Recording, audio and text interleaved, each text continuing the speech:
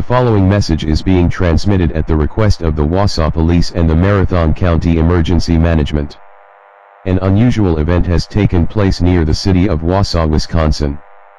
A lightning strike has struck a girl outside of the Wausau downtown airport. It was reported that this lightning strike was different than other, due to a strange pink glow coming off of the strike. This lightning strike produced no sound, which makes the situation even more strange than it already is. After 20 seconds upon impact, the girl reawakened with some changes on her body, including pink hair, and pink glowing eyes. A few moments later, she suddenly started attacking people within a 200-yard radius by using deadly spears and strange-looking pink blob creatures. Around 7 fatalities and 19 injuries were reported. When authorities arrived at the scene, the girl was nowhere to be found. The description of the girl goes as follows. She is a white female, speculated to be around 14 years of age, with pink hair and pink glowing eyes.